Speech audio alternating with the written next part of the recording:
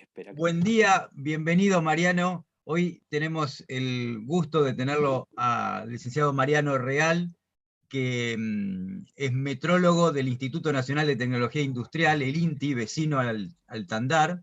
De hecho, el Tandar, no sé si queda bien decirlo acá en este ámbito, pero fue construido en terrenos robados al INTI, así que somos vecinos, somos buenos vecinos a pesar de todo.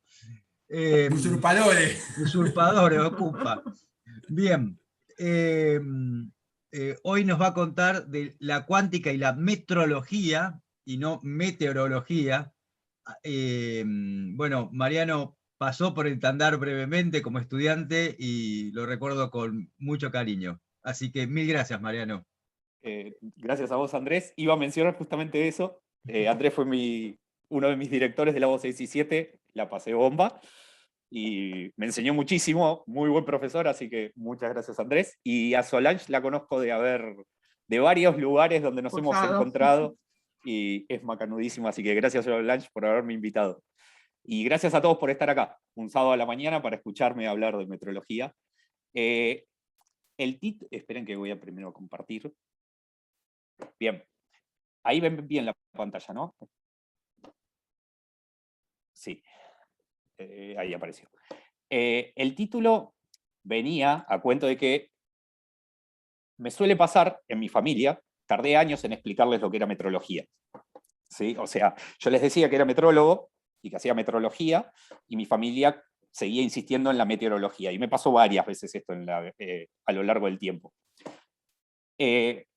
La metrología se define como el arte de medir, así es como solemos decirlo nosotros. Pero básicamente lo que hago en mi vida es dedicarme a medir muy preciso cosas, en particular mediciones eléctricas. Después, hacia la mitad de la charla en adelante, les voy a contar un poco de qué es lo que hago, que se llama efecto Hall cuántico y Josephson. Pero a lo que se dedica el INTI, es uno de sus principales objetivos, está por ley, es a llevar a cabo el Sistema Internacional de Unidades, que en Argentina se llamaba CIMELA, allá por el 70, y que desde 1800 la gente viene utilizando, y nos pusimos de acuerdo en todo el planeta en usar ese sistema internacional. Después les voy a contar cuáles países no, pero la idea es que el INTI tiene que llevar el sistema internacional, tiene que hacer las unidades y las tiene que diseminar en toda la Argentina. Eso implica mucho trabajo, porque yo en el laboratorio hago el primer paso de eso, pero después me ha tocado ir, por ejemplo, a una central eléctrica a medir los transformadores de medida que hay en una central y que es con la que se cobran entre ellos luz, y son millones de pesos por día que salen de ahí. Por otro lado, por ejemplo, Aluar pide que le calibremos los patrones con que miden la corriente que están usando las cubas o los sensores que están utilizando, y es muy importante para su producción. Entonces, yo estoy en un lugar que es un poco extraño, estoy en un lugar que es muy científico, pero tengo interacción con la industria indirectamente. Siempre lo que hacemos, o lo que yo logro hacer, es medirle lo que utilizan para medir ellos, por ejemplo. Pero el INTI en general, si van alguna vez, tiene la particularidad de que, además de hacer todas esas mediciones, tiene un montón de centros donde le da servicios a la industria directos. Los ayuda a mejorar procesos y a mejorar diferentes aspectos de la producción. Hay centros para carnes, centros para metales, centros para construcción, centros para plásticos, el que se les ocurra, hay. Así que si alguna vez tienen un problema, acérquense, hay gente para todo, y creo que se los van a poder resolver, o al menos lo van a intentar. Lo vamos a intentar. Bien, entonces, la meteorología, no meteorología, ¿vieron? Hasta yo me confundo. Vamos a empezar primero por qué es medir, ¿sí? Y las mediciones empiezan desde que empezó el hombre. Yo acá lo que les quería mostrar era una imagen desde cuándo estamos midiendo, en particular los egipcios, esto es un cliché muy de la meteorología, pero los egipcios determinaban si uno podía pasar a lo que ellos llamaban cielo, pesando el corazón de las personas. Uno se moría, le pesaban el corazón contra una pluma, y dependiendo de si la pluma ganaba o ganaba el corazón, uno podía o no pasar a ese más allá, y lo decidía Amenón, que es este que está acá a la izquierda, que tiene la cabeza... Uy, disculpen. ¿No sale? Ahí. Que tiene la cabeza de perro salvaje. Después también en China pasa lo mismo. Antes que esto, años antes de Cristo, ya los chinos tenían un sistema de medición. Nosotros hoy tenemos el sistema internacional, estamos recontentos, los chinos ya lo habían inventado. Tenían varas de bambú contra las cuales medían en diferentes ciudades cosas y podían hacer interacciones comerciales entre las diferentes ciudades gracias a esos patrones que tenían de bambú. Así que a lo largo de la historia la gente se concentró siempre en medir. Y el problema reside básicamente en comercio y en entendimiento entre personas. De decir que una persona te da algo y la otra persona acepta lo que te está dando. Por ejemplo, en Europa, en la Edad Media, si uno llegaba a una ciudad, lo primero que le hacían hacer era tomar las medidas de esa ciudad. Uno tenía que usar los estándares de esa ciudad. Tenía que, en general las ciudades estaban metidas entre ríos, uno tenía que pasar los puentes que había, y cuando pasaba el puente lo recibía alguien que le decía, no, tenés que medirte acá, ese es el estándar que usamos, y todos tenían que usar ese estándar. Y se tenían que quedar muchas veces vendiendo en la ciudad para poder cruzar hacia el otro lado. Eran métodos que tenían de comercio. Entonces, los sistemas de medición están íntimamente relacionados con el comercio, siempre. Entonces, no es que hay un mejor sistema que otro, sino que hay un entendimiento entre personas que deciden cómo medir, que deciden qué unidad van a utilizar para hacerlo. Y la charla se va a concentrar mucho en esa parte. Entonces, primero déjenme discutir qué es medir, ¿sí? Porque si no estamos hablando en abstracto. Esto es lo típico que hacemos en cualquier lugar. Uno tiene un metro, tiene una barra, y la quisiera medir. En general uno podría decir, bueno, esta barra mide 1 metro, entonces más o menos por cómo le caen las líneas de ese metro que está utilizando, podríamos ponernos más finos y decir, bueno, aparte de 1 metro yo puedo tener subdivisiones en esto, y si tengo subdivisiones de 1 milímetro puedo decir que tengo 1 metro, y ahí es donde entra ya un concepto más, que es la incertidumbre. Tengo 1 metro más menos 1 milímetro. ¿Cuán bien puedo decir ese metro? ¿Cuán bien puedo determinar ese metro que estoy midiendo? Fíjense que acá, no por nada, estoy poniendo 3 ceros. Este último cero es el milímetro. Entonces, en general, cuando uno da una medición, y esto es fundamental, tiene 3 cosas.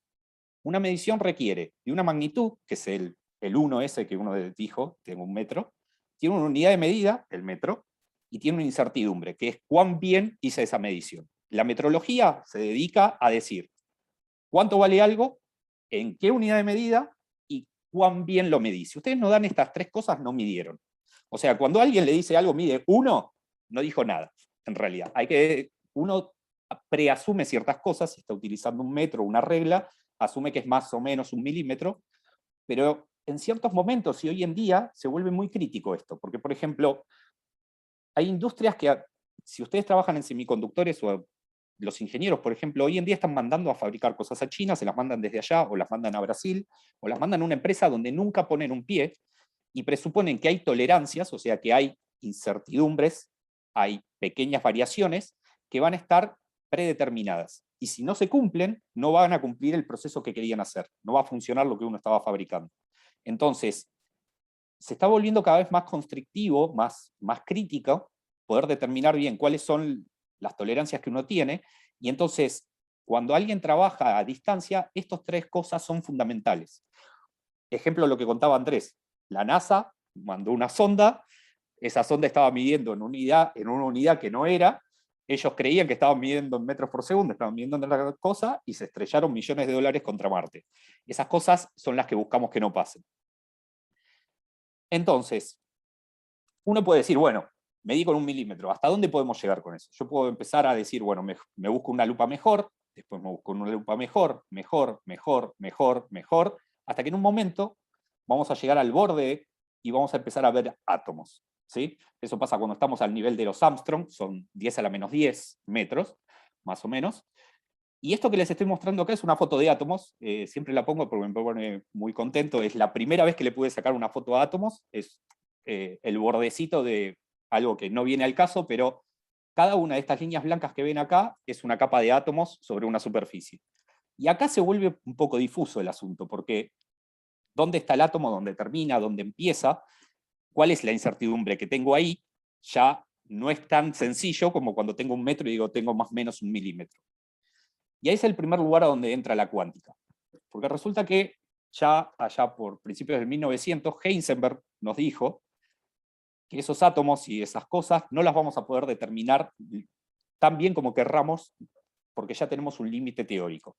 Al menos, si todos creemos que la cuántica está bien, viene diciendo que está bien todos los experimentos que hicimos hasta ahora, y lo que dice este principio es que uno puede decir dónde está algo perfectamente, pero entonces no va a saber qué velocidad tiene. Esta P que está acá es masa por velocidad de fondo. No voy a entrar en el detalle, disculpen, pero lo que dice es, o digo dónde está algo, o digo qué velocidad tiene perfectamente. O si no, voy a tener una incertidumbre en los dos casos. O sea, no voy a poder determinar perfectamente las dos variables, velocidad y posición, simultáneamente. Siempre va a haber una pequeña incertidumbre metida. Y va a estar relacionada con un número que va a aparecer a lo largo de toda la charla, que es esta H que está acá. Acá tiene una barrita porque es la constante reducida de Planck, pero es la constante de Planck. El señor Planck introdujo este número en el mundo y lo utilizamos para todo, y está íntimamente relacionado con el nuevo sistema de unidades. Por eso es que se los quería introducir. Entonces, ya desde la teoría tenemos la restricción de que no vamos a poder medir perfecto. Entonces, vamos a mejorar las mediciones, todo lo que querramos, pero vamos a tener esa limitación. Perdón, lo había escrito acá abajo. Entonces, ahí les hablé de incertidumbre. A lo que quisiera pasar ahora es hablarle de las unidades, que era de lo que estábamos discutiendo al principio de la charla, las unidades de medida. Y este punto es crítico para mí, es lo que hago siempre, y no es tan sencillo de decir, uno, en general cuando en el colegio, en el secundario o en la universidad le dan los sistemas de unidades, en general uno lo toma como que es lo que mejor hay. Pero en realidad, el sistema internacional de unidades es un consenso, es eso que les mencionaba antes. Nos pusimos de acuerdo en utilizarlo. Llevó años hacer eso, y los que tenemos es un sistema de unidades que es antropocéntrico. Son unidades que elegimos porque son las que utilizamos normalmente y veníamos utilizando, y buscamos algo que fuera lo más parecido a lo que se venía usando. La base de la metrología y de todos los cambios que va haciendo es que la gente común no se entere, básicamente, de que hicimos cambios. O sea, si hacemos bien nuestro trabajo, nosotros vamos a ir determinando el metro de formas distintas, más complejas y mejores, y ustedes, cuando van a comprar a la verdulería, ni se deberían enterar de que nosotros hicimos esos cambios, más allá de que salen en las noticias o de que se los cuentan en una charla como esta. Entonces, la Revolución Francesa llegó, y hasta ese momento lo que hacía la gente era, medía el brazo del rey y decía que eso era la unidad de longitud, o tenían alguna varilla guardada en los castillos reales, y todo el mundo tenía que usar eso, hacían copias, se los llevaban y con eso medían, pero básicamente había un rey y una corte que tenía el poder de las mediciones. Llegó la Revolución Francesa, rodaron cabezas, y eso no podía seguir así, así que hacia fines del 1700 la gente de Francia decía, no, vamos a hacer patrones que sean para todo el pueblo y para toda la eternidad. Esa era la búsqueda. Empezaron a construir varillas como esta que está a la derecha, esto era el patrón del metro hasta la década del 60, era una varilla de iridio que estaba guardada en Francia, y todo el mundo iba cada tanto a Francia y comparaba sus patrones nacionales contra esta varilla que está acá.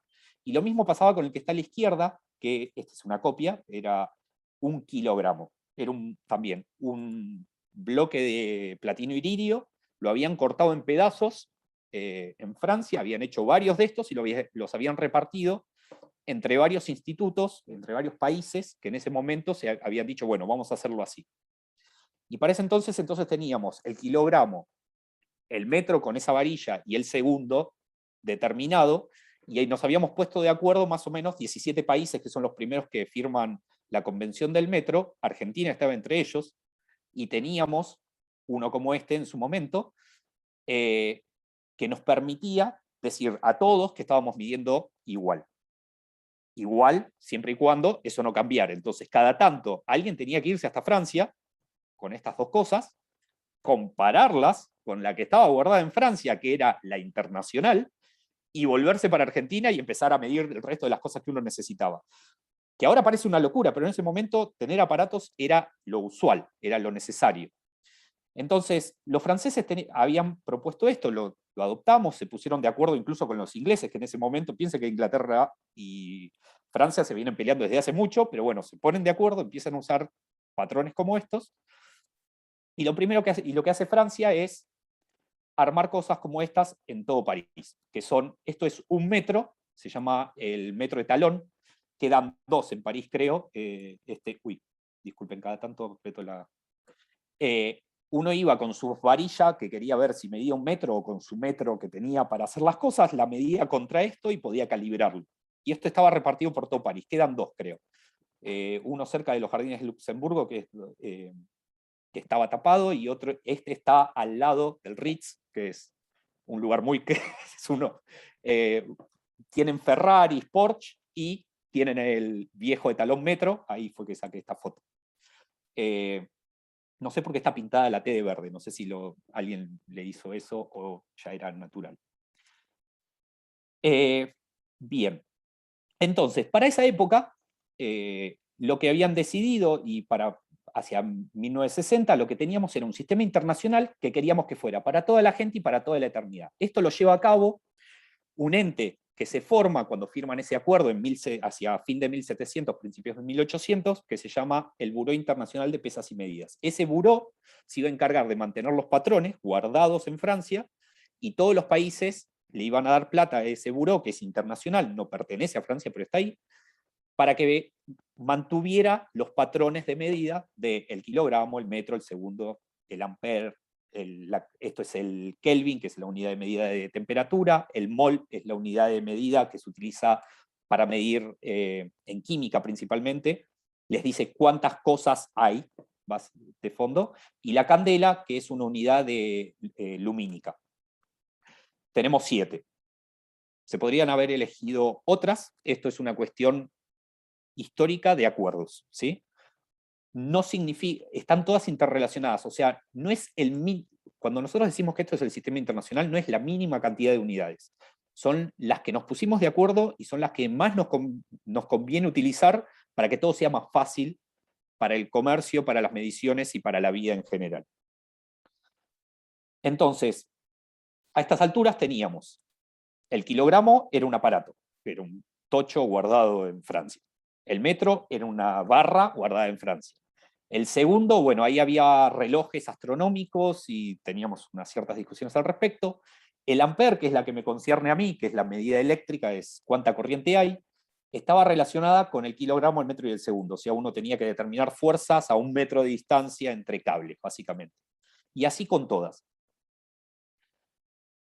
Cuando la gente hizo esto, se fue sumando otros países, empezaron a hacer todo un trabajo porque la gente empezaba a comerciar. Europa en ese momento era una potencia mundial y de hecho todavía tenía poder sobre América, nos habíamos independizado, pero seguían siendo muy fuertes, y fueron los que, por culpa de ellos, se diseminó el sistema internacional en todos lados. Nosotros nos pusimos de acuerdo y entramos en 1880, y si se fijan en este mapa, lo que les dice es cuándo entraron al sistema internacional, el sistema métrico, y qué países no están usando el sistema métrico. Si se fijan, son Estados Unidos, Weimar, y me falta uno que no me voy a acordar el nombre, que está por acá. Disculpen. Son muy poquitos. A pesar de lo cual, si ustedes van al equivalente del INTI a Estados Unidos, que se llama NIST, usan el sistema internacional, pero además transfieren al sistema de pulgadas, pounds y etcétera en Estados Unidos para que lo que usan ellos y el sistema internacional coordinen. Y de hecho son uno de los centros donde se realizan las unidades del sistema internacional muy, muy bien y ayudan mucho. Entonces, esto es simplemente una idea de interacción entre países. Y si quieren, piénsenlo, es un gran acuerdo diplomático. O sea, cuando se reunieron en París para decidir cuál era el sistema internacional, los científicos primero dijeron, bueno, nos conviene usar esto, pero después dijeron, bueno, ok, tratamos de usar eso, y se reunieron diplomáticos a discutir durante días y ponerse de acuerdo en si había que cambiar algún detalle y en firmar los acuerdos necesarios para que todos los países adoptaran eso, porque era mucha plata si cambiaban los sistemas, muchísima plata. Había que convencer a la gente, había que cambiar los estándares, había que cambiar el sistema de comercio, básicamente. Entonces, teníamos estos patrones. El primero que les quería mencionar que cambió, y fue uno de los muy interesantes y que solemos recordar del secundario, es en la barra esta metálica que decía cuánto era un metro, que lo cambiamos por la velocidad de la luz. No nos íbamos a quedar con una barra, es un problema, porque las barras se contraen o se expanden con la temperatura, cambian por varios motivos. Se puede rayar, se puede destruir, estuvo la Segunda Guerra Mundial, se podría haber hecho pelota. Entonces lo que la comunidad terminó utilizando finalmente fue la velocidad de la luz. Entonces lo que vamos a ver que hoy en día hacemos es decir, bueno, es la distancia que viaja la luz, 1 sobre c. C es la velocidad de la luz, entonces es una relación les puede decir en cuánto tiempo recorren un metro, si hacen 1 sobre c, está relacionado a cuánto es un metro. Prenden una lamparita, ven cuánto recorren en 1 sobre c, y eso es un metro. Y la clave de todo esto es que c es una constante universal. Fue una de las primeras unidades que tuvo este concepto, utilizar una constante universal para poder determinar una unidad de medida. En realidad, porque eso, el ampere ya utilizaba una constante universal cuando se lo definió, pero es bastante más complicado y no era tan limpio como la velocidad de la luz. Entonces, hoy en día el segundo y el metro están relacionados derecho con la velocidad de la luz. Uno sabe c, determina c, y eso determina cuánto es un segundo y cuánto es un metro. Entonces, teníamos esto, y lo que nos queda es, ya los metros los podemos medir con la velocidad de la luz. El problema residía, y esto es lo que cambió, no sé si sé que no tienen micrófono, pero no sé cuántos, pero en el 2019 el sistema internacional dejó de ser esto. Antes había acá 1 kilogramo, que es el que les mostré antes. Hasta 2019 mantuvimos a ese tipito que está acá, estaba guardado abajo de todas estas esferas de vidrio, y todo eso estaba metido adentro de una bóveda con otros 6 iguales que se habían hecho en la misma época, se abría cada 30 años, se comparaban, y eso era la realización del kilogramo. Cuando nosotros decíamos que el kilogramo era este bloque de platino iridio, era el kilogramo a nivel universal, ¿sí? Para el ser humano, o para aquellos que aceptan el Sistema Internacional de Unidades, hasta el 2019, esto determinaba cuánto era un kilo en todo el universo. Si esto cambiaba, cambiaba el kilo en todo el universo. Si alguien lo rayaba, cambiaba el kilo en todo el universo. De hecho, cada vez que se abrió un par de veces a lo largo del tiempo. Cómo se limpiaba previo a medirlo era todo un tema, y salían papers durante un par de meses después de que alguien había abierto esto, lo había comparado y había determinado si había cambiado o no los otros que estaban acá. O sea, estos no eran el kilo, el único que era el kilo era este que está acá, que se llamaba IPK, de hecho todavía está, y entonces comparaban estos que eran testigos contra este que era el kilo. Todos guardados en la misma bóveda, pero solo uno de ellos era el kilo. No había que mezclarlos, por ejemplo. Fíjense que no tienen ninguna marca, no hay que tener mucho cuidado con este aparatito. Esto era una realización con un prototipo de una unidad. Para abrir esta bóveda es una cosa muy... yo lo encuentro interesante. Pueden buscar, hay videos en YouTube, me olvidé de anotarlo ese, al final les dejo algunos videos que creo que les pueden resultar interesantes, pero tenía que venir el presidente de Francia, el presidente del BIPM, y el otro creo que era el presidente de Alemania, pero no estoy seguro. Cada uno tenía una llave, con eso bajaba un comité, abrían esa bóveda, y había un tipo que con guantes y mucho cuidado sacaba al kilo de ahí adentro, todos mirándolo, para poder empezar las mediciones. Que parece muy loco, pero cuando uno se pone a mirar cómo venía dando ese kilo, fíjense que yo acá lo que hice, les grafiqué cuánto era el cambio de ese kilogramo a lo largo del tiempo las veces que se midió. Se midió 3 veces desde que lo produjeron en el año 0, allá por el 1800. ¿Sí? Entonces, esto que está medido en microgramos, eso significa que agarran 1 gramo, lo dividen por 1.000.000, y eso es 1 microgramo. ¿Sí? Los puntitos que están acá corresponden a esos testigos, a esos otros kilogramos que estaban guardados con el IPK, que era el kilo. Y entonces, desde 1889 hasta el 2014 se midió 3 veces. Acá en el medio estaba la Guerra Mundial, entonces no se pudo medir, zafaron de que se haga pelota y que lo bombardeen los alemanes.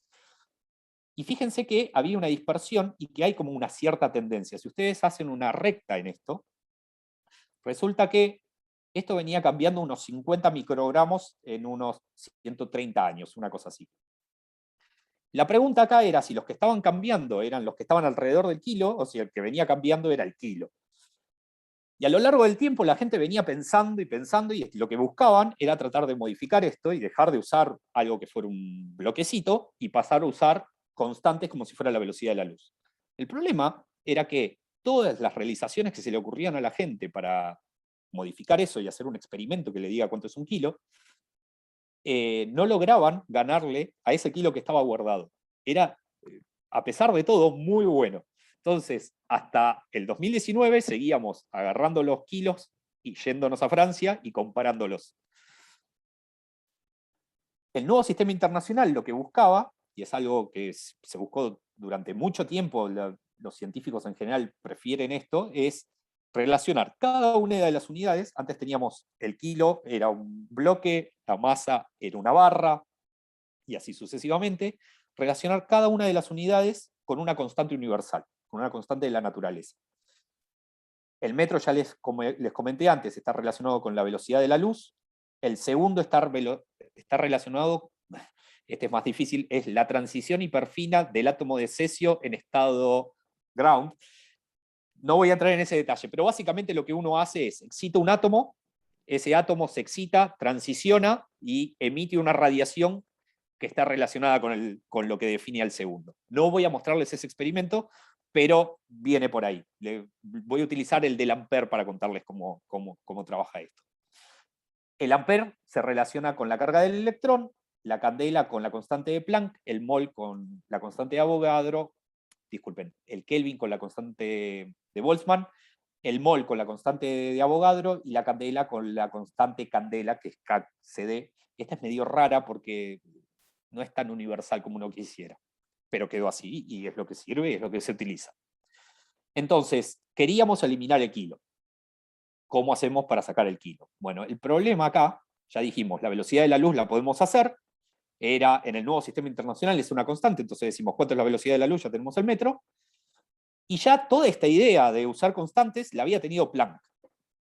Todos los que hacen teoría en física conocen las unidades de Planck, porque están buenísimas desde el punto de vista teórico. Fíjense, acá abajo, si uno agarra y usa unidades de Planck, la constante de Planck, la velocidad de la luz, la constante de gravitación universal, las pone igual a 1 y hace las cuentas.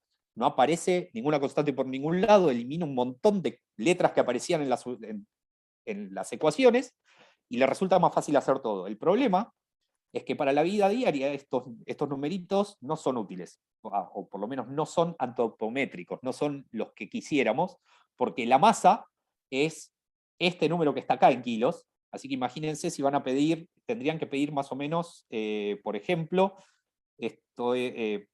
como 2 millones de masas de Planck de manzanas para que le den un kilo, una cosa así sería. Entonces, no es útil, hay que empezar a meter ceros por todos lados, y a pesar de que para la gente de la teoría lo ama, para el público en general sería demasiado difícil, pero va en la dirección de lo que uno quería. Planck lo que estaba pensando con esto era, bueno, definamos todo con constantes, ya lo dijo allá por 1900, y la gente venía trabajando en esto. El problema seguía siendo que H no lo podíamos determinar bien. La idea que surgió a finales de los 70 fue empezar a utilizar balanzas, como esta que está a la derecha, para poder medir el kilo. Desde los 70 hasta el 2019 estuvieron trabajando en esto, y fue muy difícil lograr medir suficientemente bien como para poder eliminar ese patrón que estaba guardado. Y lo que está a la izquierda, ahora después lo vamos a discutir, era el experimento que le competía a este. A alguien se le ocurrió, y lo llevaron a cabo y lo estamos usando hoy en día, hacer una esfera perfecta de silicio, perfectamente redonda, que además pesa 1 kilo, contar los átomos que están ahí adentro y con eso determinar la constante de Avogadro. Ahora les voy a contar un poco sobre eso también. Son 2 de los experimentos más difíciles que se hicieron. De hecho, una de las revistas internacionales se llama Science y Nature los consideraron los 10 experimentos más difíciles del siglo. Perdón. y llevaron mucho tiempo de lograr hacerlos. Entonces, esta esfera que está acá, la idea era la siguiente.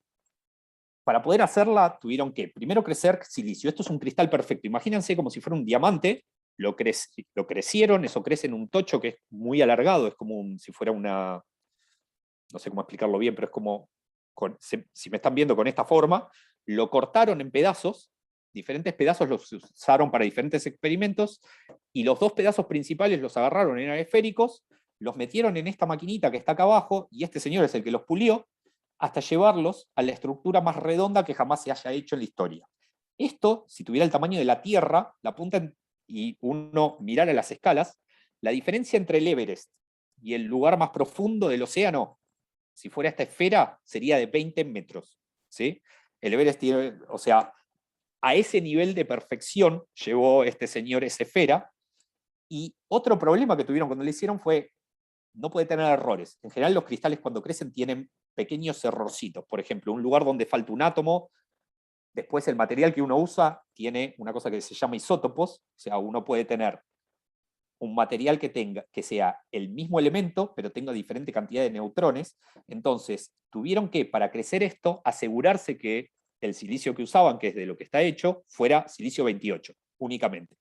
Entonces, ese experimento requirió que los rusos generaran el gas del silicio 28 y crearan el tocho. Después lo cortaron, se lo mandaron a los australianos, que lo pulieron, los alemanes midieron a qué nivel estaba, cuán bien habían logrado generar esa esfera, le tuvieron que medir el óxido que se forma en el borde, cuánta agua absorbe, y infinidad de detalles más, y finalmente pudieron decir, a partir de eso, cuánto valía el número de Avogadro, que está muy relacionado con la constante de Planck. Entonces teníamos un experimento bastante difícil que nos permitía realizar el kilo, básicamente. El otro es el que está a la derecha, que es se llamaba balanza de Watt, pero se le ocurrió a Keeble, que se murió en el 2017, y entonces ahora se llama la balanza de Keeble. Esta en particular es la de Estados Unidos, y lo que hace de fondo es, ustedes agarran un kilo, como el que está en Francia, lo ponen de un lado, y del otro lado compara con unidades eléctricas, lo compara con corrientes y con fuerzas magnéticas.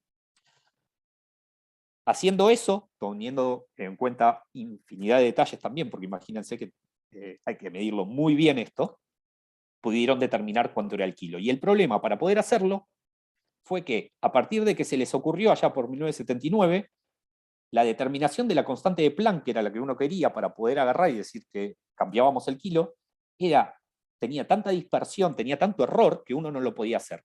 Esto que está acá es cuánto valía la constante de Planck a lo largo del tiempo, cómo le íbamos determinando. La gente iba haciendo diferentes experimentos e iban viendo cuánto les daba. Hacíamos un promedio de todos esos experimentos distintos que determinan esa constante, y el problema era que, fíjense, cambiaba un montón, hasta que de golpe empezaron a poner mucha plata en la balanza de Keeble y mucha plata en el experimento de Avogadro, y lograron llevarla a un lugar que correspondía con lo que habían dicho que había que ser. O sea, teníamos el IPK, teníamos ese kilo guardado en Francia, que tenía un error muy chiquitito, de 50 microgramos a lo largo de 130 años. Entonces lo que habían pedido desde el comité que se encarga de esto, a nivel internacional, es, bueno, necesitamos 2 experimentos que entre ellos difieran menos que 20 microgramos, eso es muy poquito, y además que uno de ellos, que difieran 50 microgramos y que uno de ellos tuviera un error de menor a 20 microgramos. Entonces, el momento en que se logró eso fue recién en el 2017, cuando esa esfera que les mostré y esa balanza que les mostré lograron ponerse de acuerdo. Hasta ese momento venían midiendo, y el problema es que venían bailando las mediciones y no encontraban los errores, lo fueron corrigiendo, hicieron de hecho 4 de esas balanzas, esa que les mostré es la versión número 4 de esto, hasta que lograron llegar a un punto donde se pusieron de acuerdo. Tan importante fue esto que John Pratt, este es Dave Newell y este es Christian Schmigler, se tatuaron realmente el valor que ellos dijeron que tenía que tener H. Si se fijan, lo tienen acá en el brazo, esto lo hicieron en serio, no es de Jena. ellos tres, que eran gente que trabajaba con ellos, no me acuerdo los nombres, disculpen de ellos, ellos sí lo hicieron con Jena. John Pratt es una masa, es un tipo muy macanudo. De hecho, cuando estaban construyendo la balanza, esta versión que usaron, yo tuve la suerte de estar mientras la hacían, y de hecho les hice algunas mediciones para algo de lo que estaban armando. Se ve ahí atrás el tamaño de la balanza. Fíjense, la rueda que tenían antes, esperen que voy para atrás, esta rueda que está acá, ¿sí? Acá arriba, es la que se ve atrás de ellos acá. Fíjense el tamaño del bicho, ¿sí? Tienen un laboratorio entero ahí. Hay un montón de detalles que no les voy a contar, pero que son muy interesantes de esto. De las preguntas después tengo diapositivas para contarles. Pero era muy importante determinar H, ¿sí? A ese nivel de importancia. Y estaban muy orgullosos de lo que hicieron, así que fueron y se lo tatuaron. Bien, entonces, ¿qué es lo que hacía la balanza esta? De que básicamente ponemos la masa de un lado y del otro lado tenemos un mega imán y unas bobinas. Cuando uno tiene un imán y bobinas, creo que en la charla de la semana pasada o la anterior, tuvieron una charla donde alguien les contó de magnetos. Justamente, si uno tiene un magneto y una bobina, cuando mueve el magneto alrededor de la bobina, genera una corriente. Y esa corriente la puede determinar y la puede medir con dos cosas que es lo que yo uso, y es a lo que vamos a pasar a charlar ahora, que son el efecto Josephson y el efecto Hall cuántico. O sea, uno quiere determinar la masa, que es lo que está a la izquierda. G es la aceleración de la gravedad en el lugar a donde está la balanza, donde está la masa en realidad. Y esto que está acá es la velocidad de movimiento de esta masita cuando uno la mueve. La idea es que, no voy a entrar en ese detalle, pero lo que uno hace para medir acá en realidad es, mueve la masa a velocidad constante de este lado, eso hace girar esta rueda, del otro lado se mueve la bobina y genera del lado izquierdo, de este lado por culpa del imán, una tensión y una corriente. Y con esa tensión y corriente, si uno las puede medir muy bien, y lo hace a través de estos dos experimentos, determina cuánto vale la masa. El detalle que voy a dejar afuera, si a alguno le interesa, después les puedo contar un poco, pero hay que saber muy bien cuánto vale G también acá. Y para determinar eso se hace un experimento muy complicado también, que hay que tener en el mismo lugar donde está la balanza. Se llama, es una fuente, es un fountain clock, es una fuente de átomos de cesio que uno tira para arriba y los mide, básicamente. Entonces, yo tengo que determinar el efecto Hall y el efecto Josephson para medir tensiones y corrientes. Y ahora llegamos a mi área particular de la vida. Andrés, lo que les voy a pedir es cuando esté llegando, yo no miré la hora. Ah, ya está, bien. No, ya miré la hora, ya estamos. Entonces, ya tenemos H, ya tenemos C, esto vamos a asumir que lo tenemos, y ahora llegamos a la parte que a mí me gusta mucho, que es la parte de las corrientes y de las mediciones eléctricas. Para los eléctricos, la A constante es el cuánto de carga, es cuánto vale la carga eléctrica de un electrón, básicamente, de fondo. Acá hay un detalle, y es que, esto lo dejé afuera de la charla, pero se los comento rápido, desde 1990 tenemos, en realidad en los eléctricos, el efecto Hall y el Josephson, y estábamos por fuera del sistema internacional. O sea, era como que veníamos midiendo ya con constantes, nos lo habían dejado hacer, era como un adendum, y lo veníamos usando, porque había, en el momento que uno pasa a usar este tipo de sistemas cuánticos, que les voy a contar ahora, pasa a medir infinito mejor que con otros sistemas. Y entonces es muy impresionante cómo cambia las incertidumbres y las dispersiones en esas mediciones. Ahora, después les voy a mostrar un gráfico, pero el problema que nos tuvieron que dejar hacer eso porque la marea de gente, incluso la industria privada, empezó a usar esos efectos y había que usarlos, básicamente. De hecho, el problema estaba en que cómo relacionar esos efectos con la definición que en ese momento había del ampere, que era a través de una fuerza y del kilogramo viejo. Y había gente que se dedicaba a hacer esa parte, y el resto de los laboratorios básicamente no le importaba, seguían midiendo con el Hall y con el Josephson, que es lo que les voy a mencionar ahora. Entonces, en el nuevo sistema internacional, y esta es la idea para todas las unidades, siempre se definen así. Decimos, el ampere, la unidad, el símbolo de esa unidad es A, es la unidad de, después sigue, en este caso corriente eléctrica, lo definimos estableciendo el valor, o sea, definimos un número, solo un número, que en este caso es la carga del elemental, y vale tanto. Este número que está acá es el detalle en el cual había que ponerse de acuerdo. Entonces, allá en 2019, la gente se juntó y dijo cuánto valía la carga de un electrón. Buscaron todos los experimentos que había, un montón de gente que hizo un montón de cuentas para decir cuál era el mejor valor a decidir, y lo definieron así. O sea que esto viene sin error, ¿sí? No es medimos la carga del electrón, es decidieron que el número era este. Si dentro de 30 años la gente viene midiendo y ve que la carga del electrón se corrió por algún motivo, o tenemos razones para creer que hay que cambiarlo un poquito, o tenemos mejores valores, lo que va a pasar es que lo único que van a hacer es cambiar este número y listo. Pero lo que va a cambiar está por acá atrás, está en los números de atrás, ¿sí? Entonces la gente común no se va a dar cuenta de esos cambios en general, excepto la gente que hace mediciones de mucha precisión. Entonces, lo que está acá abajo es porque la carga, el ampere son, si uno quiere decir cuánto es un ampere, es una corriente. Entonces, una corriente es cuántas cargas pasan por segundo por un conductor, por un cable. Entonces, si yo digo solamente cuánto vale el electrón, cuánto vale la carga del electrón o la carga elemental en realidad, no estoy diciendo cuánto es un ampere. Entonces, tengo que decir cuánto vale la carga y tengo que decir en cuánto tiempo pasa. Lo que está acá abajo es, como el segundo lo definimos con esta transición del cesio que les mencioné, lo que está diciendo es, miro cuántas cargas pasan por segundo. Simplemente eso. Entonces, el ampere depende de la constante del segundo también. Bueno, entonces, lo que más o menos pasó a lo largo del tiempo fue que en 1889 teníamos el MKS, y después la gente empezó a trabajar en cosas eléctricas. Empezó siendo el MKS porque hasta ese momento era lo que más se necesitaba, pero después las mediciones eléctricas empezaron a volver cada vez más importantes.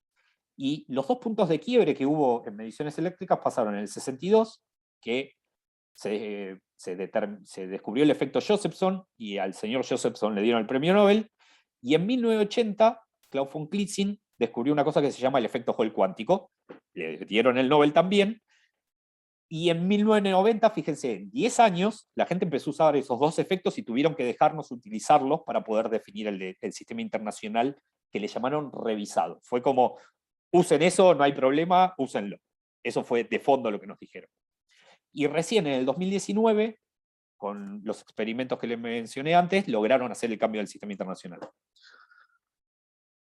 Bueno, entonces, les quiero hablar primero del efecto Hall cuántico, que lo que hace el efecto Hall cuántico es medir resistencias. Para discutir solo un poquito de esto para los que no lo conocen, hay una cosa que se llama la ley de Ohm, que relaciona las mediciones eléctricas de tensión, estos serían los 220 que tienen los enchufes de sus casas. Acá está la corriente, el ampere que veníamos mencionando, y lo que está acá es la resistencia. Eso es, si uno enchufa, por ejemplo, el secador de pelo o una estufa eléctrica en su casa, eso tiene una resistencia, es la resistencia que tiene la corriente a pasar por ese medio que uno le conectó con la tensión 220 que le metió en el enchufe. Es una medida de cuánto le va a costar pasar a los electrones, si quieren, por ese material. Entonces, las tensiones se miden en volts, las resistencias se miden en ohms y las corrientes se miden en amperes. Y yo a lo que me dedico es a medir lo mejor posible de resistencias, ¿sí? Y para eso uso el efecto Hall cuántico. Y entonces, voy a usar el efecto Hall cuántico porque en general lo que pasa en el laboratorio donde estoy es que la resistencia se mide en ohms, ¿sí? Tenemos que lograr medir, o por lo menos en el laboratorio medimos cosas que van desde 0,00001 ohms hasta cosas que van a 1 seguido de 13 ceros ohms. Para lograr esto tenemos varios sistemas, cada uno hay que medirlo muy bien, y es un espectro muy grande de relaciones. Entonces, hay varias preguntas ahí. Primero, ¿qué usamos como referencia y cómo pasamos de esa referencia a toda esa escala? ¿Sí? Entonces, ya se los mencioné, pero ¿qué usamos de referencia? Es el efecto Hall. Y el efecto Hall está relacionado con la definición del ampere. Entonces, lo que usamos de fondo es un chip, ahora en un ratito les voy a contar cómo está hecho, pero básicamente esto que ven acá es como una barrita que tiene un montón de contactos. Esto que está en amarillo son contactos eléctricos, como los que tienen los microchips de las PCs. Y para que se den una idea, esto cuando lo fabricamos tiene 100 micrones de ancho, o sea, desde acá hasta acá, eso vendría a ser como unos 20 pelos humanos puestos uno al lado del otro, una cosa así, o 10 en realidad. Entonces son cosas muy chiquititas, esto está hecho de un material particular, y ahora les voy a explicar cómo hay que ponerlo, porque no es trivial, pero en este tipo de dispositivos es donde uno mide el efecto Hall cuántico. Es un microchip, lo ponen en un aparato, hacemos ciertas cosas y sacamos un ohm. En realidad 12.000 ohm, y a partir de eso medimos, lo que hacemos es una cosa que se llama cadena de trazabilidad. Desde el valor que sabemos que tiene el efecto Hall cuántico en ciertas condiciones, podemos calibrar desde este valor hasta este valor de resistencia.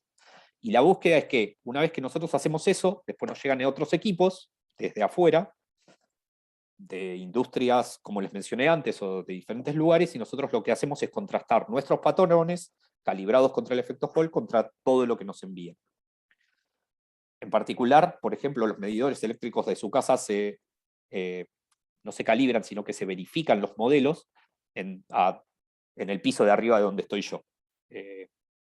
Nosotros nos aseguramos de que midan bien, después Edesur nos sube la cuenta independientemente de eso, no tenemos la culpa de esa parte, pero es necesario que midamos bien.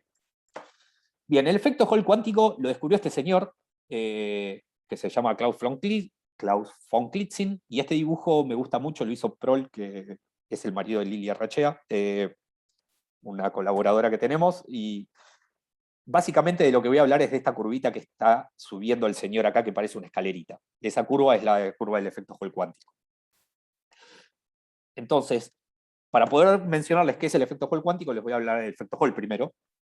Y la idea es la siguiente. Si ustedes agarran, fíjense, esto que está en amarillo viene a representar un cacho de metal, bien finito. Imagínense una lámina de oro o una lámina de cobre, lo que quieran. Si ustedes agarran y le meten una corriente a esa lámina, y le meten un campo magnético perpendicular, o sea, tienen que agarrar un imán muy grande y metérselo en el plano de... Está representado acá con la B. Meten un campo en esta dirección, muy, muy fuerte, y le meten una corriente que vaya de punta a punta. Resulta que, por culpa de fuerzas electromagnéticas, va a haber una deflexión de cargas. Eso es, va a haber cargas negativas que se van a ir por un lado y cargas positivas que van a terminar del otro. En realidad, por falta de cargas negativas, va a haber una carga positiva de un lado. Y eso va a producir dos efectos. Una diferencia de tensión, o sea, esos 220 que tienen el enchufe, similar a eso, va a aparecer entre una punta y la otra, ese sería este VH que estoy representando acá, y después, por culpa de la resistencia del material, va a aparecer una diferencia de tensión entre una punta y la otra de esa placa. Fíjense que son dos direcciones distintas, están representados en este dibujo de abajo de la izquierda. Si yo agarro esto y lo miro desde arriba, sería el campo magnético saldría de la pantalla, la corriente está viniendo desde acá arriba hasta acá abajo, y hay dos mediciones posibles, de una punta a la otra o en dos puntos consecutivos. Los dos puntos consecutivos, si uno empieza a cambiar el campo magnético, lo hace cada vez más grande, o sea, le va metiendo cada vez más imanes, debería ir cambiando más o menos lineal con ese imán. Y esto sería culpa de una cosa que se llama magnetoresistencia. Cuando uno le pone un imán, es como que aumenta la resistencia del material porque se vuelve más rígido. Y por culpa de ese campo magnético también tiene que aparecer una diferencia de tensión entre una punta y la otra, eso es la resistencia Hall, por culpa de la deflexión de cargas, la deflexión de los electrones. Se van para un lado, muchos electrones, entonces hay una diferencia de tensión de un lado al otro. Bueno, Klaus von Klitzing estaba estudiando materiales y básicamente estaba metiendo campos enormes en materiales nuevos, en semiconductores. Y él esperaba ver este tipo de cosas en esos materiales y las venía midiendo a muy bajas temperaturas, esos son menos 273 grados, casi, menos 272,80 y algo, y con detalles adicionales que no importan. Pero básicamente estaba metiendo campos muy grandes y estaba tratando de medir esto a muy baja temperatura. Y resulta que estaba trabajando a las 2 de la mañana. Me quedaron mal. Ah, qué lástima. Bueno, disculpen, me quedó... Este cartelito tenía que aparecer en una diapositiva consecutiva.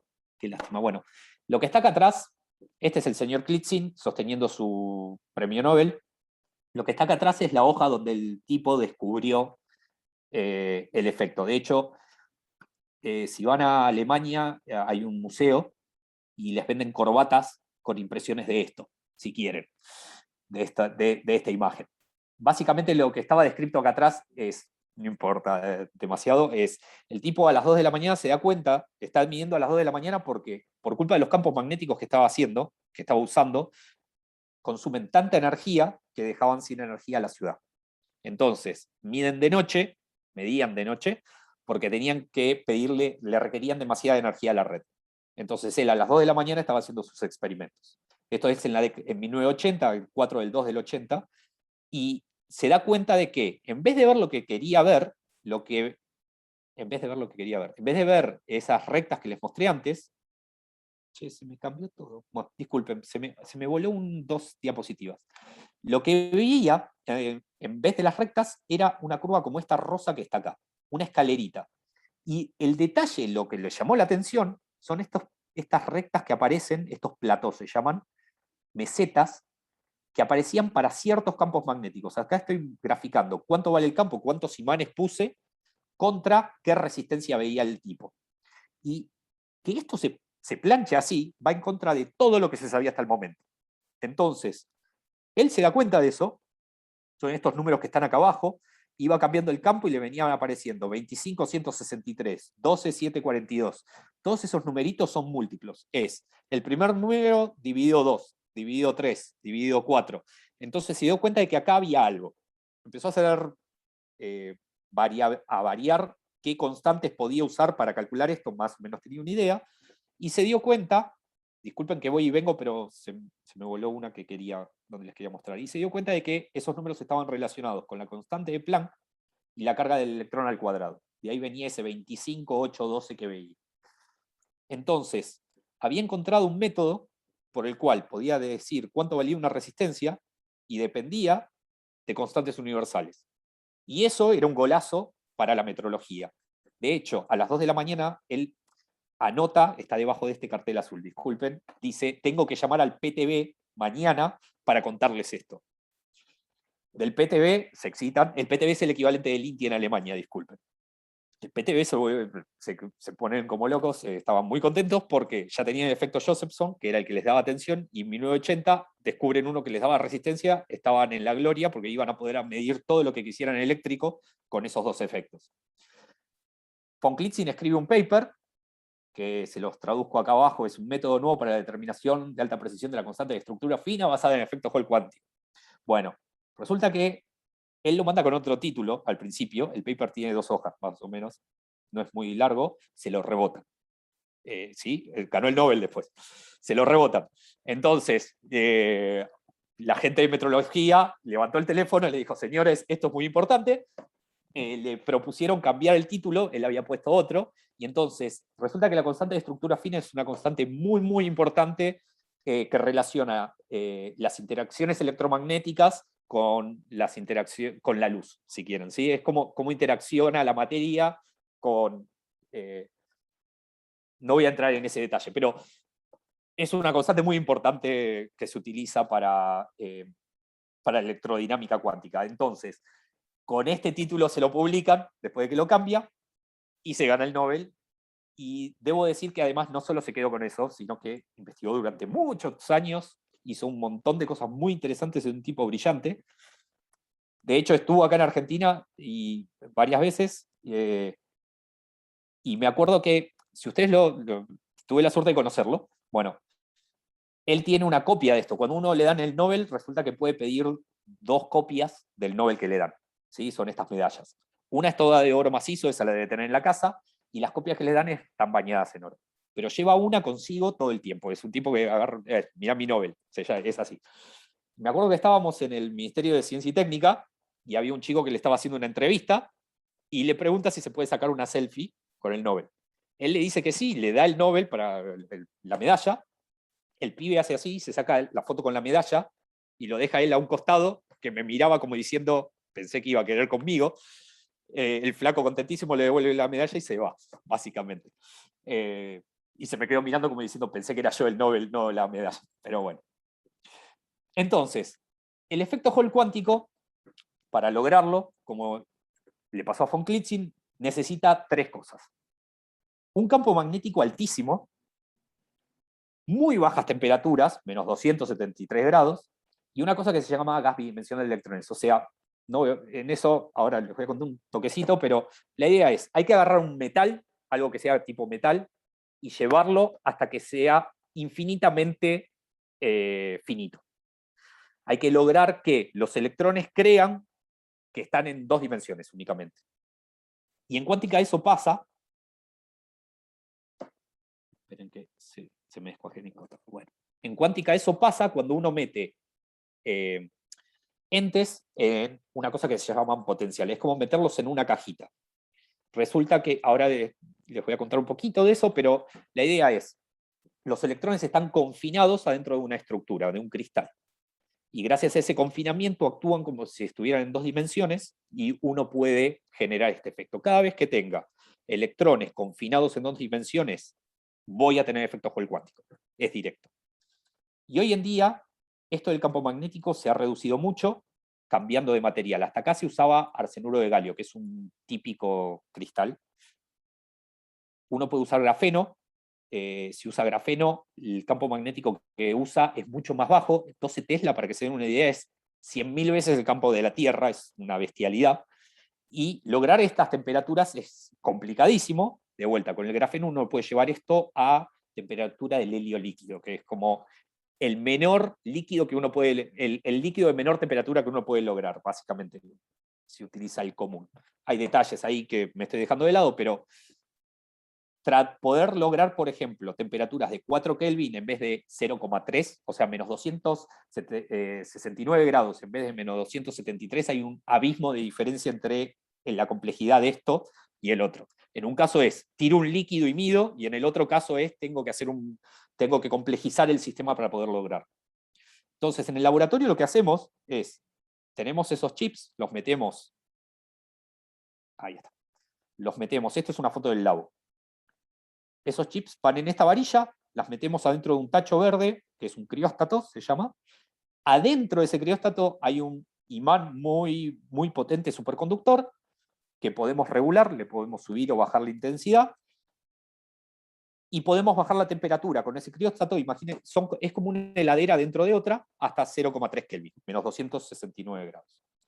Y los dispositivos que usamos, para que se den una idea, son como este que está acá. Y esto es una moneda vieja de 10 centavos que ya no deben existir en ningún lado. Pero bueno, tienen este tamaño más o menos. Y ahí adentro está dibujado esto que ven acá. ¿Qué hora es ya? 17. Bueno, ahora voy a ir redondeando. El efecto Hall tiene un montón de cosas muy locas y muy divertidas. En particular, por ejemplo, actúa como si los bordes fueran perfectos conductores. Eso es, resulta que si ustedes logran estar en efecto Hall, los electrones no viajan por todo el material como en un metal común, sino que tienen una cosa que se llama canales de borde.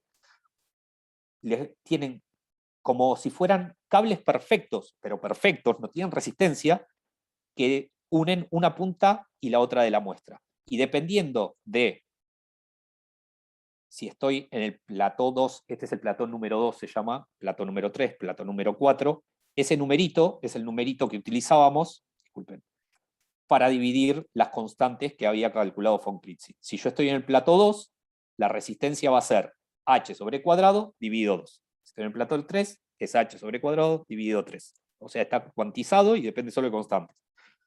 Que para un físico eso es maravilloso.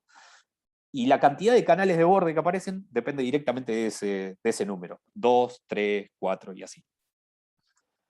Y esto es re loco, porque en realidad los materiales no se comportan normalmente así. Y es peor que eso, porque no solo son perfectos estos canales, sino que el sistema se vuelve completamente aislante de una punta a la otra de la muestra. Esto que está acá sería una representación de esta punta contra esta punta, ¿sí?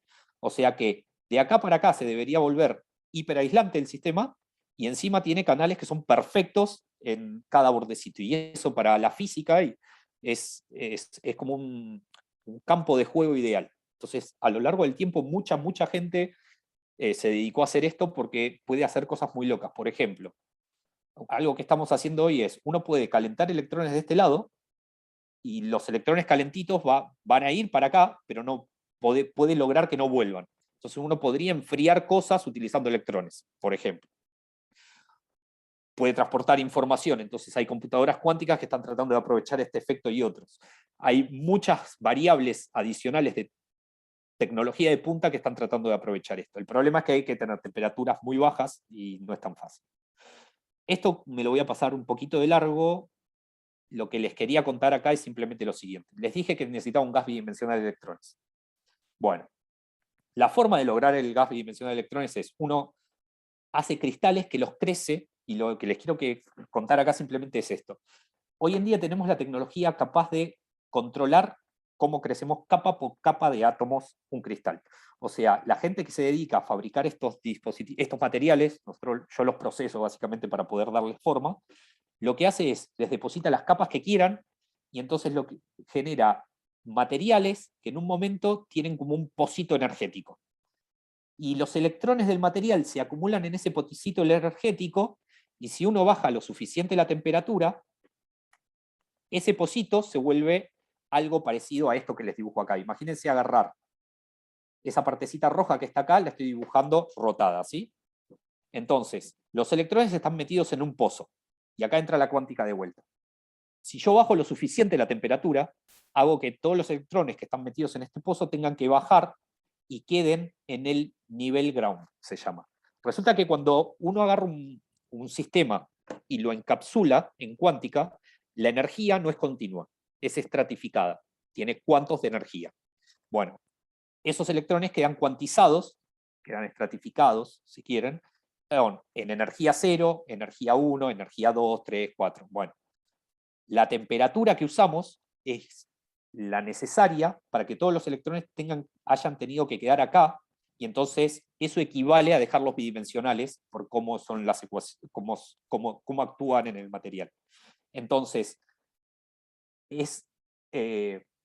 y no solo quedan acá, sino que encima están actuando colectivamente. Es un efecto cuántico precioso pero bueno, no voy a entrar en mucho más detalle. Entonces, usamos el efecto Hall cuántico para medir un montón de relaciones de resistencia, y de ahí pasamos después a todo lo demás que necesitamos. Esto lo voy a pasar de largo.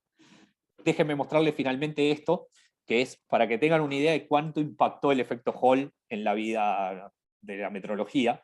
Esto que está acá era como hasta este momento, en esta época teníamos resistores, o sea, la gente agarraba, hacía bobinas con cables, tengo todavía de esos en el laboratorio y son muy buenos, los metía dentro de un baño térmico, o sea, los mantenía a una temperatura muy estable, pasaba corrientes y les medía la resistencia, y cada tanto nos juntábamos, se juntaban porque yo a estas alturas todavía no había nacido, se juntaba la gente, así como hacían con el kilo, y medían entre ellos cuánto valía la resistencia. En 1990 cae el efecto Hall cuántico. Fíjense cómo pasamos de tener toda esta dispersión a tener solo esto, y hoy en día estamos midiendo así de bien, y si comparan dos efectos Hall, o sea, si agarran dos de estos sistemas y ponen uno enfrente del otro, estamos midiendo a este nivel. Entonces, fíjense cómo va impactando el uso de sistemas cuánticos. Denme un segundo que se me está quedando sin batería la...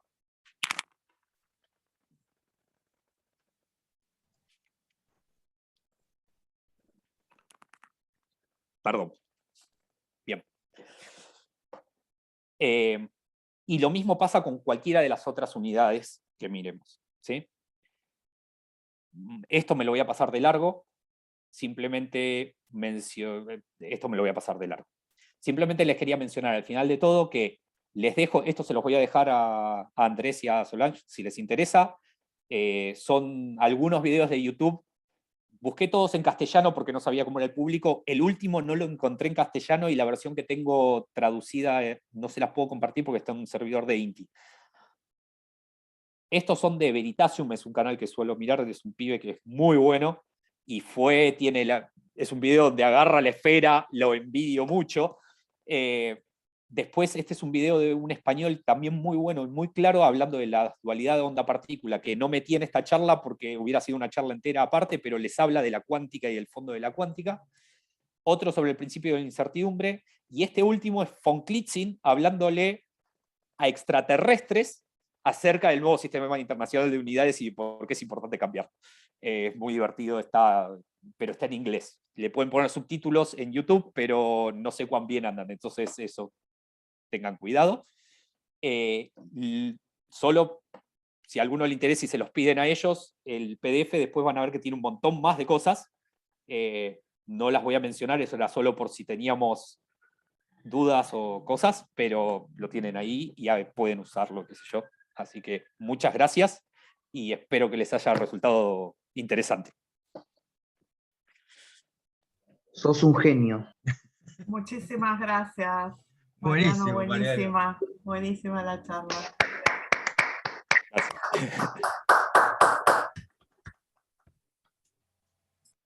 Bueno. O no se entendió nada o se entendió todo. Me preocupo en los Yo cualquiera de tengo los dos muchas casos. preguntas, pero quiero dejar a los demás. Bueno, acá están, ahora puedes abrir el chat si querés, Mariano. Están haciendo lo estoy comentarios viendo. también de Muchas sobre gracias la a todos. charla. Yo tengo una pregunta así. Sí.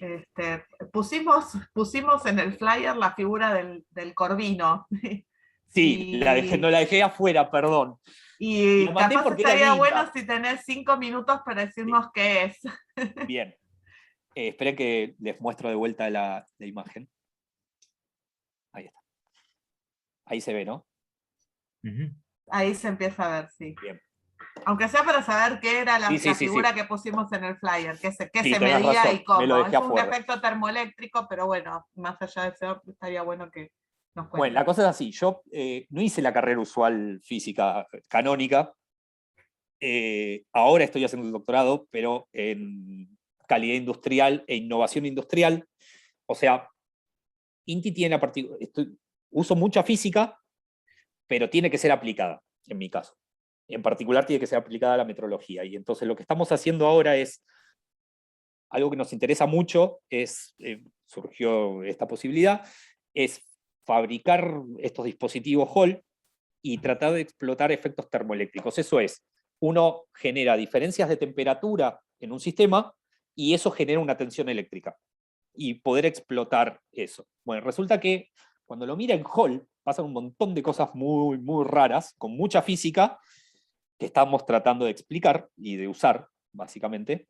Entonces, el corvino, la fotito esa que pusieron es, un corvino es agarrar una barra Hall y en vez de hacerla una barrita, hacer un disquito.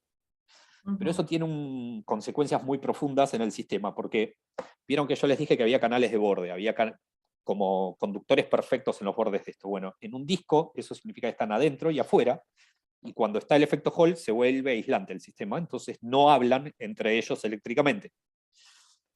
Y si yo caliento la parte interna, lo que voy a ver es simplemente una diferencia de potencial generada por esa temperatura. Entonces lo que fabricamos son unos disquitos que tienen en el centro, no se ve ahí, disculpen, en el centro un heater con un contacto metálico y otro contacto afuera, y entonces calentando el centro estamos midiendo los efectos que se producen entre un borde y el otro solo por ese calentamiento. Y tenemos ahora una teoría que explica en cierta región, en las regiones, bueno, no importa los niveles de Landau, pero en ciertas regiones, haciendo una medición podemos predecir qué va a pasar con el sistema termoeléctricamente, y a mí me interesan dos cosas. Por un lado, con esa teoría puedo determinar la temperatura de esos electrones que están ahí adentro, que normalmente en el crióstato mido con un sensor que está lejos de la muestra, y a mí me interesa medirlo en la muestra. Entonces esto nos permitiría, estamos fabricando estos dispositivos para hacer sensores de temperatura, básicamente. Y dentro de todo eso encontramos también otro efecto que es que lo podemos usar al revés y usarlo como celda Peltier, se llama. O sea, eso todavía no lo pude demostrar porque pandemia de por medio, no pude hacer el prototipo, pero aplicamos una tensión eléctrica y podemos enfriar algo. Básicamente esa es la idea, pero lo podemos enfriar cuando estás a menos 273 grados. Entonces, no lo puedo demostrar, por ahora es teoría esto, pero vamos a ir en esa dirección, básicamente. Algo que, bueno, déjenme contar solo una cosa más. Fabricar estos dispositivos es re difícil y hasta hace unos años no se podían hacer acá en Argentina. Recién logramos ahora, o por lo menos los que usamos en metrología, que son muy distintos a los que se usan en física en general. Gracias a que hicimos interacciones con CONEA, la gente de la Sala Limpia de CONEA, del INTI, y colaboración entre todos ahí, pude ponerme a fabricarlo, porque era muy difícil. Porque en particular los electrones están metidos adentro del cristal, entonces es como que hay que llegar ahí y no es trivial. Y ahora, desde hace un par de años, encima en Hernán Pastoriza, que es de la CONEA, en Bariloche, tiene un sistema, es el primero acá en Argentina, que puede crecer esos cristales. Y ahora sí, lo que estamos haciendo es una colaboración para ver si cuán bien crecen y poder empezar a usar cosas de acá, porque hasta ahora me los mandaban de Alemania o de Suiza, y desde ahí era que lo podía crecer. Eso. La otra imagen que estaba al lado era el criostat que les mostré, y es mi mano cambiando simplemente una perilla para sacar la foto. Pero es como es la heladera esa que usamos para enfriar todo. A ver si puedo verme. Tenemos en el chat un montón de preguntas. Bien, esperen que corto esto. Voy a ir para arriba. Espera que para que voy a sacar, estoy viendo a todos los participantes. ¿Querés leerlas vos o...? Dale, yo te la leo. De hecho, una es la mismísima que yo tenía anotada en el papel. Una pregunta, dice Horacio. ¿Existe una explicación por la cual la masa del patrón de iridio haya incrementado 50 microgramos en 150 años? Parecería una creación espontánea en materia. No. Ahí es al revés. En general, uno lo que ve, nosotros decíamos hasta el de 2019, el kilo es el de iridio. ¿Sí? Cuando uno sacaba eso de la bóveda, lo tenía que limpiar. Entonces, lo que uno ve es que los otros crecen, pero en realidad no lo podemos decir porque el kilo era ese, o sea, lo dividías a la mitad y pasaba todo a valer la mitad. ¿Sí? Como el kilo era ese, lo que estaba pasando, todos entendemos que pasaba eso, era que en realidad ese había perdido masa y los otros se estaban manteniendo mejor, y entonces por eso era que parecía que pesaban más. En realidad se estaba cayendo el kilo y por eso los otros crecían. Y ahí de nuevo, ¿no? La pregunta es, ¿qué le pasó? ¿Será por el efecto de la limpieza que uno le por el efecto de la limpieza, absorción de cosas en los otros, diferencias? Hay varios papers que se dedican a discutir qué había pasado. De hecho, en un momento, en la última medición, hubo una discusión muy grande porque estaban usando unas se llaman comparadoras, lo que usan. Son unas máquinas que están en vacío, que tienen como unos bracitos que agarran y empiezan a comparar uno contra otro. Entonces, y lo intercambia todo automático adentro de una campana de vacío. Esos los fabricaba una empresa alemana, y el BIPM en Francia tenía una de esas.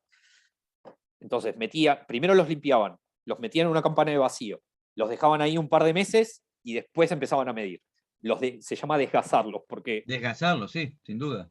Tienen que hacer vacío, empieza a perder cosas absorbidas en la superficie hasta que quedan bien. Y después la máquina empezaba a comparar. De hecho, lo medían mientras estaba pasando esto, pero... y lo que encontraron en el medio fue que la comparadora en algunos casos rayaba cuando los agarraba. Claro. Armó un quilombo importante, y parece que rayó más. La última medición parecía que había rayado más al IPK, al kilo, que a los otros, y en las veces anteriores creían que la limpieza no había sido buena, básicamente. Ese era el motivo más grande. Te preguntan, Gustavo pregunta, ¿estos efectos de borde tienen relación con el efecto pelicular o es un efecto cuántico exclusivamente? No, es un efecto cuántico. O sea,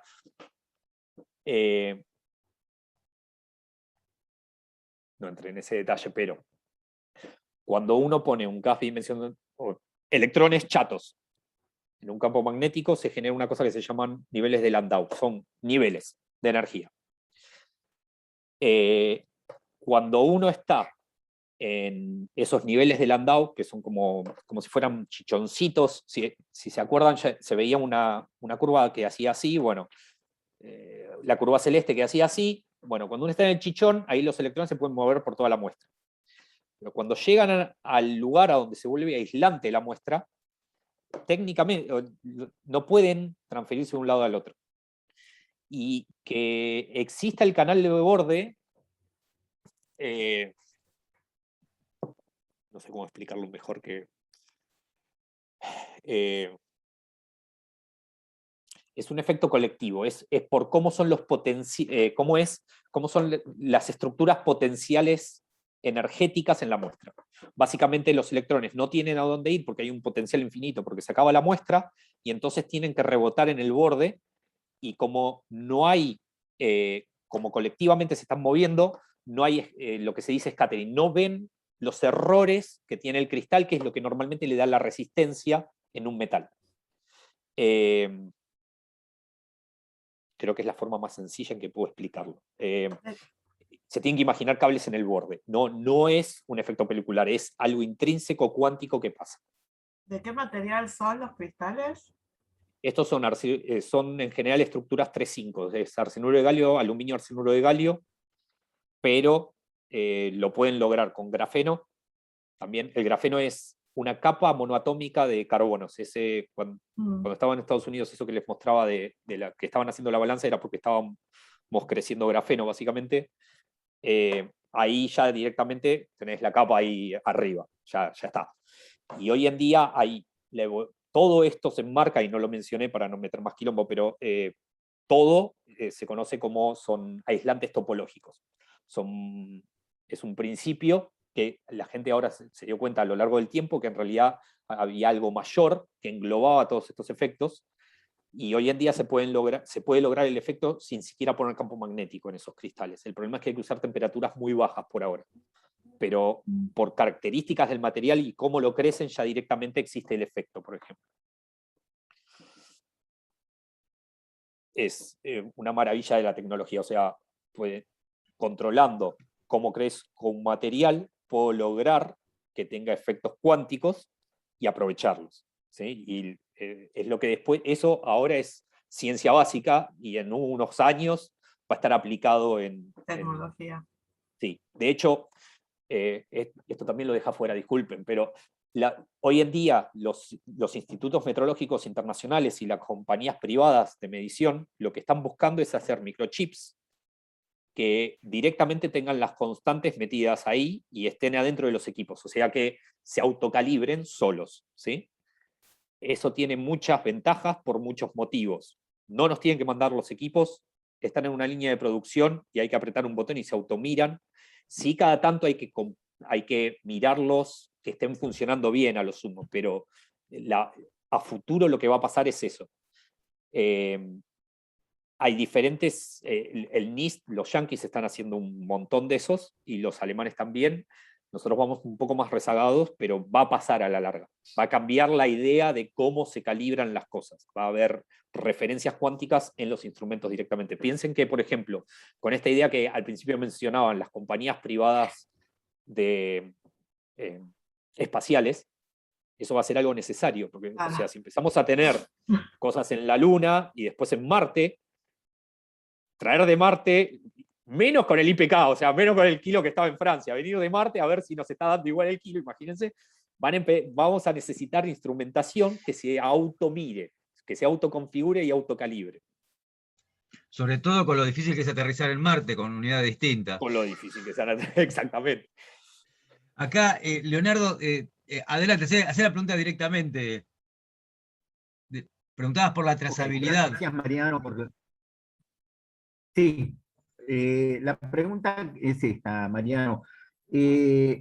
Finalmente tenemos un experimento en donde estamos midiendo temperaturas con un termómetro, estamos midiendo campos magnéticos con un magnetómetro y estamos midiendo tensiones Hall con un electrómetro.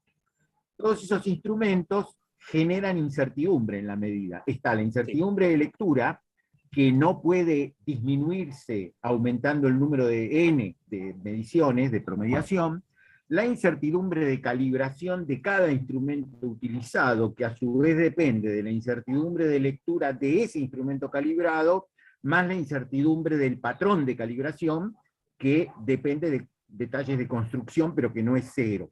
Y finalmente, sí, la incertidumbre final, la tercera fuente de incertidumbre, que es la incertidumbre genuinamente estadística, cuyo valor se puede disminuir tanto como yo quiera, aumentando el número n de mediciones. Sí. Entonces, ¿qué pasa? Cuando hacemos la trazabilidad para tomar la incertidumbre final de mi medición, veo, yo por lo menos entiendo, que aparecen incertidumbres mayores que la final que quiero obtener debido a las incertidumbres de los instrumentos con los cuales controlo las variables ambientales. Un ejemplo sería controlar la temperatura, que esté por debajo de los menos 272 y pico grados Kelvin. Sí. Controlar, por ejemplo, el campo magnético, ¿no? Que sean los 12 teslas con una incertidumbre de menor que una parte en 1.000.000, digamos. Entonces me pregunto cómo se traslada, se propaga esa incertidumbre en el valor final de la constante que estoy determinando en este caso. Bien. Primero, cuando la constante no tiene incertidumbre, por definición. Entonces, cuando se realiza el OM, hacer el experimento de Hall y pararse en uno de esos platos que les mostré es realizar el OM. Es hacer la unidad, si quieren. Ese punto no tiene incertidumbre siempre y cuando estés bajo en ciertas condiciones. Primero, la ventaja que tiene el efecto es que es hiper robusto, en el sentido de que las variaciones térmicas no modifican el valor, no depende del valor de temperatura. Lo único que tiene que pasar, la temperatura, los errores que me va a inducir van a hacer que pueda haber electrones promovidos a otro nivel de energía. Pero, como el nivel de energía tiene un equivalente térmico, esa diferencia tiene un equivalente térmico muy por encima de la temperatura que tengo, no lo logran. Sí puede pasar, que cuando enfrías la muestra podés tener errores en el contacto, en cómo te contactás ese gas de electrones. Pero hay chequeos que podés hacer para asegurarte de que si la resistencia que lográs está por debajo de los contactos, está por debajo de cierto valor, no inciden en la medición. Y si incide, está por debajo de la incertidumbre, ¿con qué medís? Muy por debajo. ¿Y cómo medís? Bueno, ahí está el detalle. En general, una vez que uno logra el experimento tiene que comparar, como bien te dice, contra el patrón que uno quiere calibrar. Que esa fue una de las diapositivas que pasé rápido porque se estaba haciendo largo. Pero yo tengo el efecto Hall y tengo un resistor que quiero calibrar. Entonces lo que uso es un sistema que diseñamos que básicamente lo que hace es compara tensiones y multiplicado por el valor de Hall dice cuánto es el valor del resistor. Pero compara tensiones de forma tal de que no entran en juego las incertidumbres del instrumento porque está midiendo la misma tensión en los dos casos.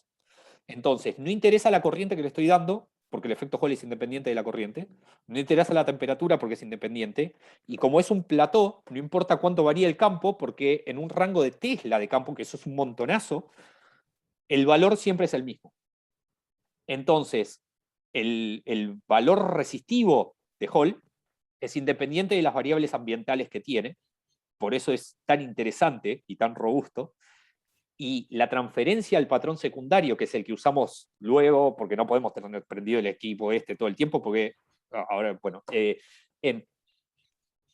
ahí es donde entra la incertidumbre. Entonces, cuando yo agarro Hall no tengo incertidumbre, y la transferencia al patrón secundario, que es el que se usa después, y es un resistor, es una caja que está ambientada y la tenemos guardada bien, ahí se mete la incertidumbre. Y lo podemos medir con 8 partes, eso sería, tenemos 5 dígitos porque son 12.000 ohm, y lo podemos medir con 8 partes, o sea, podemos determinar 8 dígitos esa resistencia con una incertidumbre en ese valor más o menos.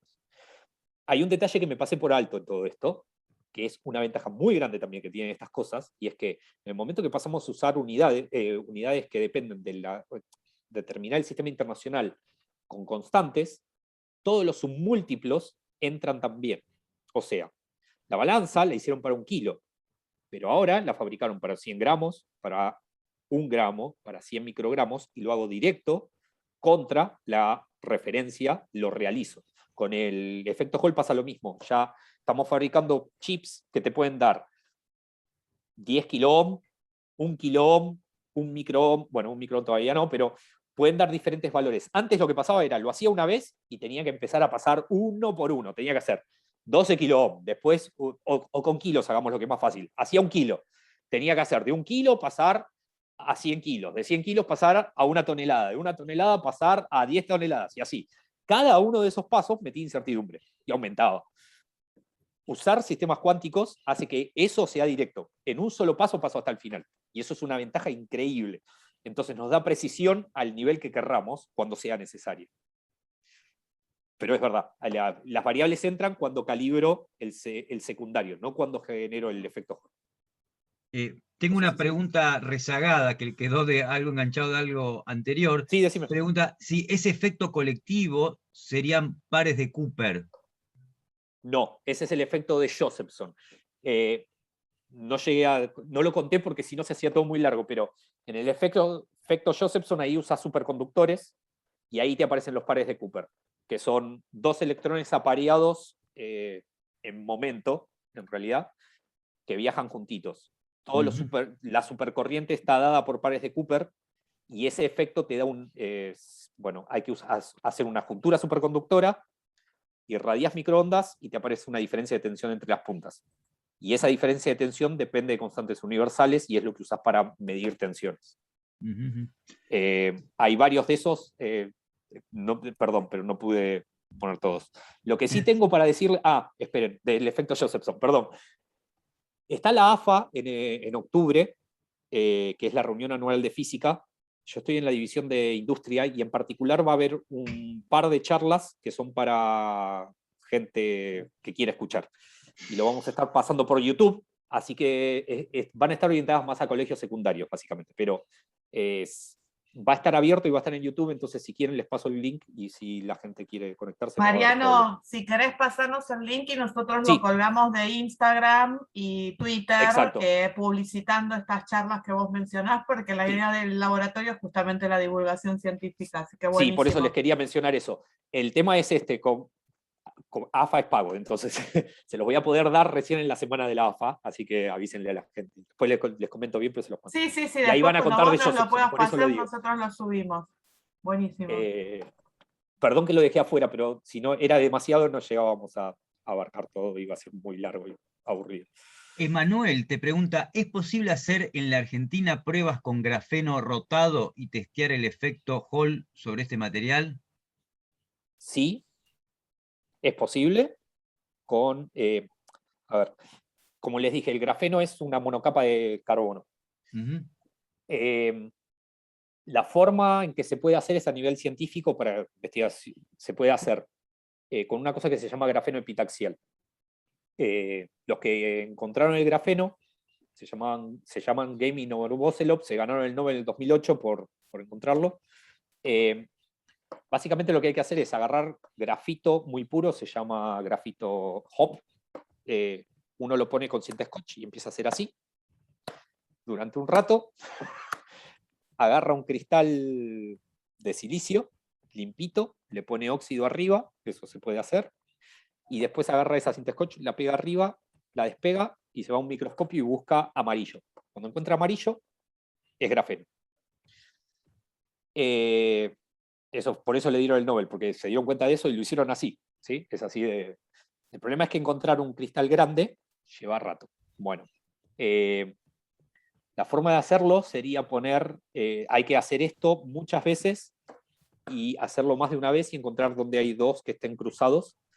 En particular, uno lo que busca, entiendo que a lo que está yendo hay un ángulo mágico en el grafeno bicapa, sería una capa de grafeno con otra arriba, donde aparecen efectos muy particulares. Para lograrlo hay que hacer esa estadística, hay que hacerlo así e ir mirando. Hoy en día ya se puede controlar cómo uno deposita, entonces uno lo que hace es busca uno que está así y encuentra otro lugar donde lo tiene de otra forma, y en un microscopio particular puede hacer que uno se pegue arriba del otro. Hay que tener mucho cuidado y hay que hacerlo muy bien, pero se puede. Que yo sepa, nadie estaba trabajando en eso hoy en día acá, sí en grafeno, muchos grupos. Nosotros en particular usamos otro para metrología porque no podemos depender de la estadística. Hicimos un método donde crece epitaxial. Uno sublima un material y queda arriba el grafeno. Fue muy difícil lograr eso, pero se puede. Creo que era esa la pregunta. Bárbara creo que estaba haciendo así, pero no sé si era que quería preguntar o si estaba... No. Bueno, más preguntas. Bibliografía que pueda Gustavo, recomendar sobre... exactamente. Disculpa. Sí, hay un... eso no se los puse. Hay un libro sobre, bueno, metrología. Es muy largo eso. O sea, hay muchos libros de muchas cosas distintas. Hay uno que dejé afuera algo que les dije que iba a contar también por la longitud, que era toda la historia esta de los tipos tratando de hacer la geodésica. Eso está explicado en un libro que se llama Relojes de Einstein y mapas de Poincaré. Lo voy a escribir acá.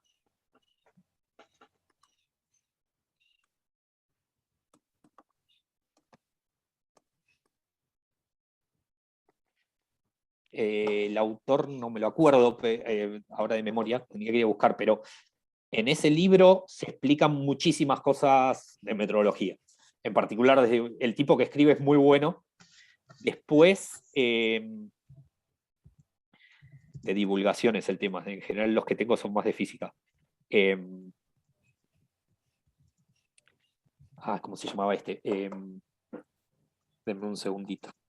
Habían sacado uno hace poco. Lo tengo que buscar, perdón, me olvidé el título del otro. Si quieren, lo que sí les puedo prometer es mandárselos y lo cuelgan en la página. Les busco un par de libros. Lo que les dejé acá lo pensé distinto, perdón, en la charla que les dejo en PDF hay links de videos más que de libros, disculpas por eso. Ese que les mando ahí a mí me fascinó. Yo tenía una pregunta que era parte de la historia que vos estabas relatando, del efecto Hall cuántico. Vos decías, estaba midiendo grandes campos y bajas temperaturas como si fuese una cosa azarosa, y No. creo que sin duda no lo era, no es que medía a bajos campos y a altas temperaturas el que pasaba.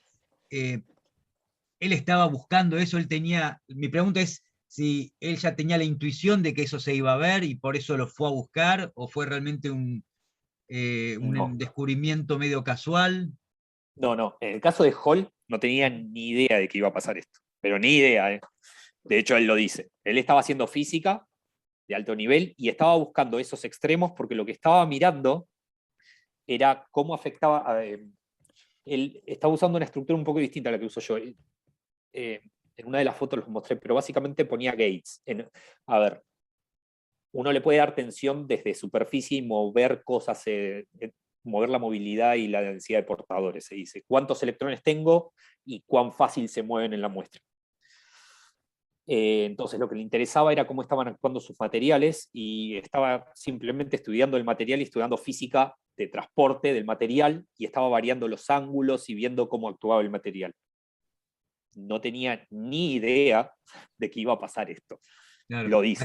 Acá Leonardo me apunta la palabra correcta, que es serendipity, que yo la aprendí hace muy poco, y no sé cómo se pronuncia, pero la aprendí hace muy poco en un contexto justamente del astrónomo aficionado que descubrió una supernova, ¿no?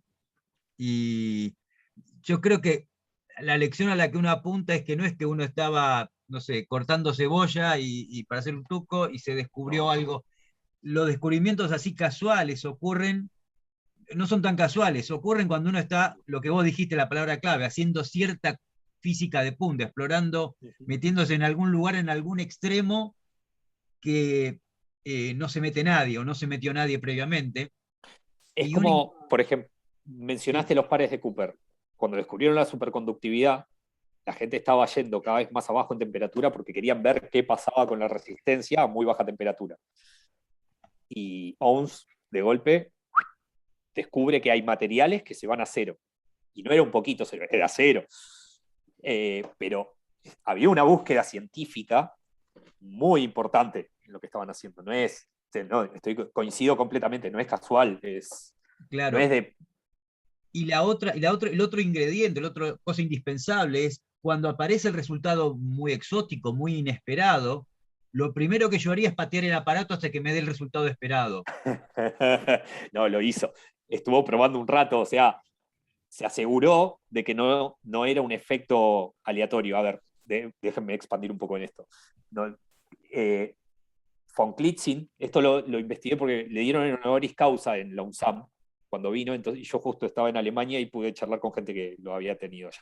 Bueno, me pasaron. Él hizo sus prácticas de verano en el PTB, que es el INTI de Alemania. Conocía muy bien la metrología cuando estaba haciendo todo esto. Ya sabía del efecto Josephson, sabía que había habido otro efecto que pasaba lo mismo, y tenía que ser algo que viniera en esa dirección porque son relaciones típicas de estos sistemas. Ya conociendo el efecto Josephson, cuando miran la constante de Josephson es H sobre 2C. Cuando vio el número, y es la constante de estructura fina, esa constante es fundamental para la física.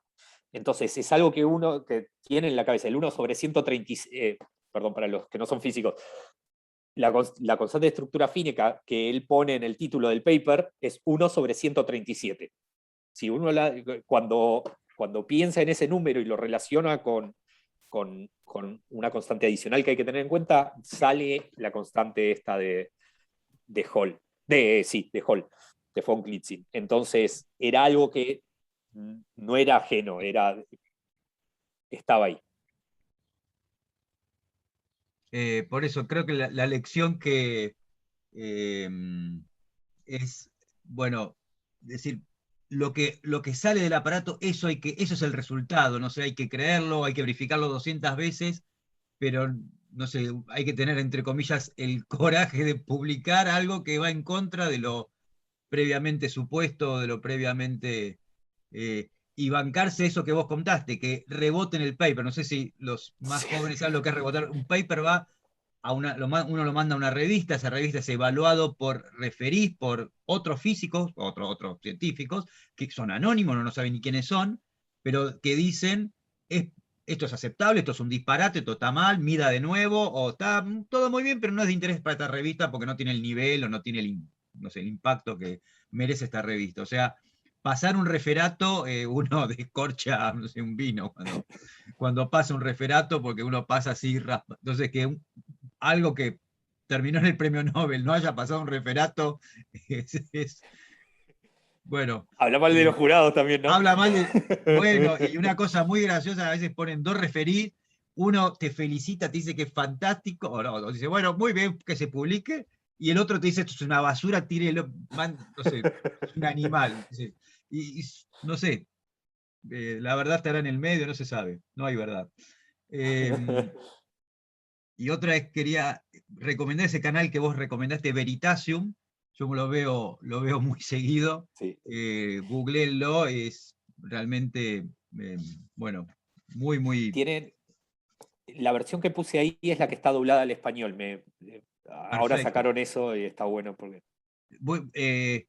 bueno, después pásame eso y lo voy a poner en la descripción del video de YouTube. Dale. Ahora te paso el PDF directamente de toda la charla. Perfecto, yo lo agrego ahí. Sí, eso está bueno, que esté en los comentarios del video de YouTube, así se pueden ir buscando los links también. Buenísimo. Bueno, más preguntas. Ahí, Manuel. Bueno, Mariano, muchísimas gracias por la excelente presentación. Gracias. Realmente fue muy enriquecedora, digamos, no solo fue una presentación, fue muy buena parte de una clase, ¿no?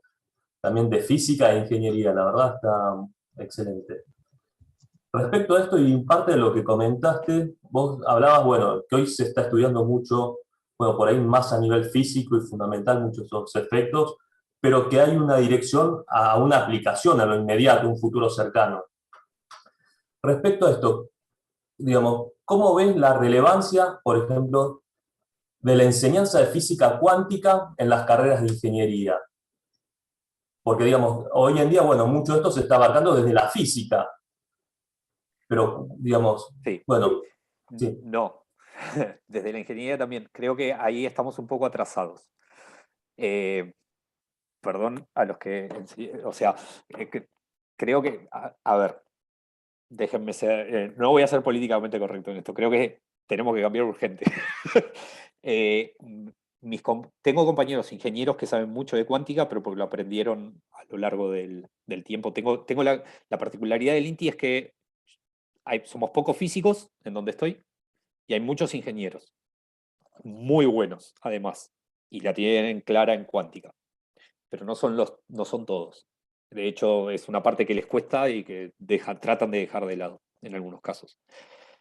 Para explicar cuán importante es, por ejemplo, el ETH, hay una universidad en Zurich que se llama ETH, es donde estudia Einstein, ¿sí? Sacaron una carrera que es ingeniería cuántica, y la tienen asociada con IBM y con una empresa que se dedica a hacer instrumentación de medición que se llama Zurich Instrument. A ese nivel de importante viene el asunto. Va a ser crítico en el futuro tener ingenieros cuánticos, así, que se dediquen a crecer materiales, entender los problemas, porque el ingeniero lo mira distinto, ¿no? O sea, a mí me pasa en el trabajo, me llevó un tiempo para poder interactuar bien. Un físico le dan un problema, una cajita que trabaja de alguna forma, y lo primero que hace es abrirla y tratar de entender qué es lo que hace adentro. Al ingeniero le dan la misma caja y le basta con decir cuáles son las entradas y las salidas y le construye una nave espacial. Es maravilloso. Ya a mí no me sale.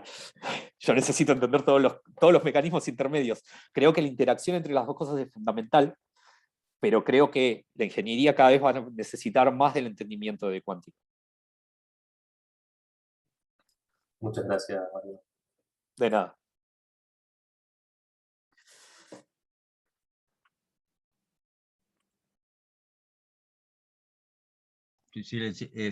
¿Más preguntas? Bueno, entonces, si no hay más, te agradecemos nuevamente, Mariano. Y Andrés. Pablo me parece que tiene una. Adelante, adelante. Sí, Perdón, Pablo. Más que nada es un comentario elogioso para Mariano. La verdad que la charla estuvo re buena. No es común encontrar